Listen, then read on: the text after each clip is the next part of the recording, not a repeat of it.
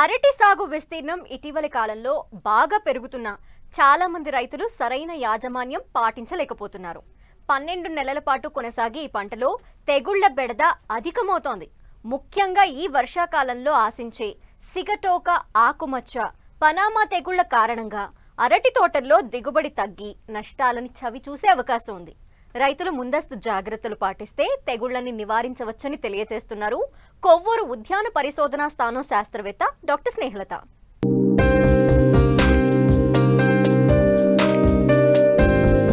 ఉద్యానవన పంటల్లో ప్రధానమైన పంట అరటి. ఏడాది పొడవునా నాటుకునే అవకాశం ఉంది. అయితే చాలా వరకు ఏప్రిల్ నుండి ఆగస్టు మధ్యకాలంలో అధికంగా నాటుతూ ఉంటారు రైతులు. మొక్కలు పెరిగే కొద్దీ తోటలో మొత్తం నీడ వాతావరణం ఏర్పడుతుంది. దీంతో తోటల్లో మైక్రో క్లైమేట్ ఏర్పడుతుంది. ఇది భూమిలో శిలీంధ్రాల అభివృద్ధికి తోడ్పడుతుంది. మొక్కలు ఆరోగ్యవంతంగా ఉన్నప్పుడు వీటి దాడి ఉండనప్పటికీ ప్రతికూల వాతావరణం, నీటి ఎద్దడి పరిస్థితులతో మొక్కలు ఒత్తిడికి గురైనప్పుడు అరటి మొక్కలు సులభంగా తెగుళ్లకు లొంగిపోతాయి. ముఖ్యంగా వర్షాకాలంలో అరటి తోటలకు తెగుళ్ల ముప్పు పొంచి ఉంది. అధికంగా సిగటోక, పనామా తెగుళ్లు ఆశించే అవకాశం ఉంది. ఈ తెగుళ్లు 30% పెరిగితే దిగుబడిపై తీవ్ర ప్రభావం చూపే ప్రమాదం ఉంది. అయితే సరైన యాజమాన్య పద్ధతులు చేపడితే మంచి దిగుబడులను తీసుకోవచ్చని రైతులకు తెలియజేస్తున్నారు పశ్చిమ గోదావరి జిల్లా కొవ్వూరు ఉద్యాన పరిశోధనా స్థానం శాస్త్రవేత్త డాక్టర్ స్నేహలత. అరటిని మన రాష్ట్రంలో ఇంచుమించు 1,00,000 హెక్టార్లలో సాగు చేస్తూ ఉన్నారండి. ఈ మధ్యకాలంలో రాయలసీమలోని అనంతపురం, అదేవిధంగా కడప జిల్లాల్లో ఎక్కువగా ఈ అరటిని సాగు చేయటంతో ఈ అరటి మన రాష్ట్రం దేశంలో ప్రధాన స్థానంలో నిలిచింది. ఎగుమతులతో పాటు దిగుమతులు కూడా, అదేవిధంగా దిగుబడులు కూడా ఎక్కువగా అయ్యాయి. అయితే గత 2 సంవత్సరాలుగా ఈ అరటిలో దిగుబడులు కొంచెం రాయలసీమ ప్రాంతంలో కూడా తగ్గటం జరిగింది. దీనికి ప్రధానమైన కారణం అరటిని ఆశిస్తున్న సిగటోక ఆకుమచ్చ తెగులు. ఈ సిగటోక ఆకుమచ్చని ఈమ్యూసే ఆకుమచ్చ అని కూడా అంటారండి. అంటే ఈ మధ్య కాలంలో దాని పేరు మార్చారు, ఈమ్యూసే లీస్పాట్ అంటాము. ఇది స్యూడోసర్కోస్పొరా ఈమ్యూసే అనే శిలీంధ్రం వలన అరటిని ఆశించి అరటిలో దిగుబడులు తగ్గిపోవటానికి ప్రధాన కారణంగా మారింది. ఈ శిలీంధ్రం ముఖ్యంగా వర్షాకాలంలో, అంటే అధికంగా వర్షం, అదేవిధంగా ఆకు మీద తేమ, అంటే ఇంచుమించు ఒక 6 గంటల పాటు ఆకులు తడిలో నానినప్పుడు, అదేవిధంగా వాతావరణంలో తేమ శాతం ఎక్కువగా ఉన్నప్పుడు, అంటే 95 నుంచి 99% వరకు వాతావరణంలో తేమ ఎక్కువగా ఉన్నప్పుడు ఈ శిలీంధ్రం ఎక్కువగా ఆశించి అరటిని నష్టపరుస్తూ ఉంటుంది. కాబట్టి వర్షాకాలంలో దీని యొక్క ఉధృతి ఎక్కువగా ఉంటుంది. అయితే ఇంకొక ప్రధాన కారణం గ్రాండ్నైన్ అనే రకం ఈ తెగులును అస్సలు తట్టుకోలేదు. ఈ తెగులు లక్షణాలు కనుక గమనించుకున్నట్టయితే కనుక ముందుగా కింద వరుస ఆకుల్లో ఈనెలకు సమాంతరంగా చిన్న చిన్న పసుపు రంగు మచ్చలు అనేవి ఏర్పడతాయి. ఈ మచ్చలు ఎప్పుడు కూడా ఈనెలకు సమాంతరంగా ఉంటాయి. ఆ పసుపు రంగు మచ్చలు కొంచెం గోధుమ రంగులోకి మారి మధ్యలో బూడిద రంగుతో, చుట్టుపక్కల ముదురు గోధుమ రంగుతో ఉండి మచ్చలు అనేవి ఒకదానితో ఒకటి కలిసిపోయి ఆకు అంతా కూడా ఎండిపోయినట్టు అవుతుంది.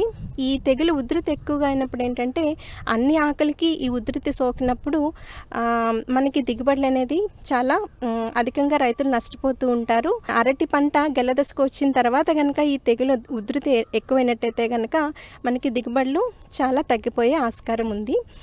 దీనికి వర్షాకాలంలో ముందుగా మనం తీసుకోవాల్సిన జాగ్రత్తలు ఏమంటే, ఒకటి, వర్షాకాలం ప్రారంభానికి ముందే పొలాన్ని కొంచెం నీట్గా పెట్టుకోవాలి. కింద కలుపు మొక్కలు కానీ, పిలక మొక్కలు కానీ, అదేవిధంగా ఎండిపోయిన ఆకులు ఏదన్నా ఉంటే కనుక వాటిని తీసివేసి కాల్చివేయాలి. చాలా వరకు తెగులు ఉధృతిని మనం అదుపులో పెట్టుకోవచ్చు. దాని తర్వాత రికమెండెడ్ ఫర్టిలైజర్స్, అంటే నత్రజని ఎరువులు కానీ అన్నీ చెప్పిన విధంగా వేసుకున్నట్టయితే కనుక ఈ తెగుల్ని మనం కొంచెం అదుపులో పెట్టుకోవచ్చు.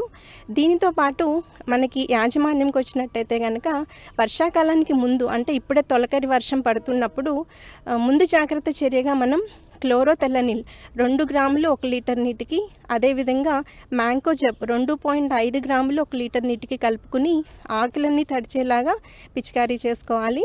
మనం ఈ తెగులను గమనించుకున్న తర్వాత ప్రాపికోనజోల్ మందును 1 మిల్లీలీటరు 1 లీటర్ నీటికి కలుపుకుని పిచికారీ చేసుకోవాలి.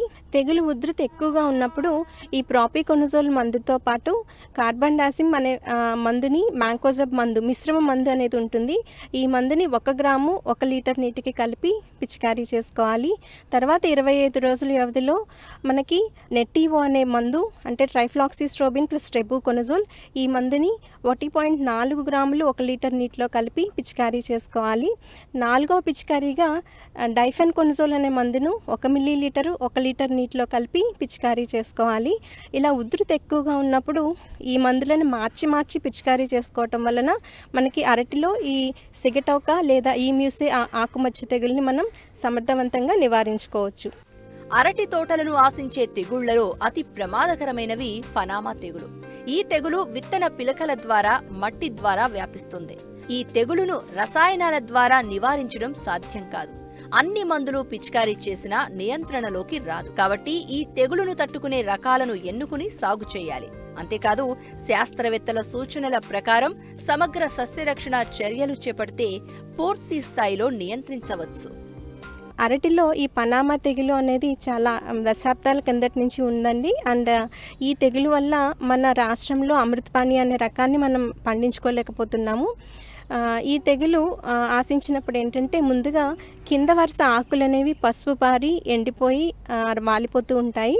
దాని తర్వాత పైన ఆకులు కూడా పసుపు పారపటం, ఎండిపోవటం అనేది గమనించవచ్చు.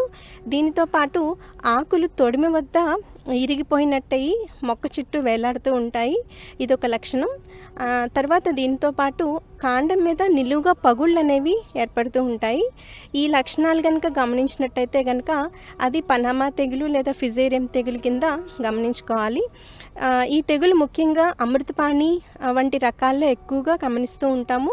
తర్వాత దుంప తొవ్వి తీసినప్పుడు కూడా దుంపను అడ్డంగా చెక్కినట్టయితే కనుక మధ్యలో నల్లని వలయంలాగా కనిపిస్తూ ఉంటుంది. దుంప కానీ అంతా కూడా గట్టిగానే ఉంటుంది, మెత్తగా అవ్వదండి. సో ఈ లక్షణాలన్నీ గమనించుకున్నట్టయితే కనుక మనం ఫిజేరియం విల్ట్ అంటే పనామా తెగులుగా గుర్తించుకోవాలి.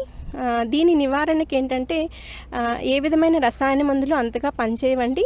ఒకటి కార్బండాసిమ్ మందు కొంతవరకు పనిచేస్తుంది.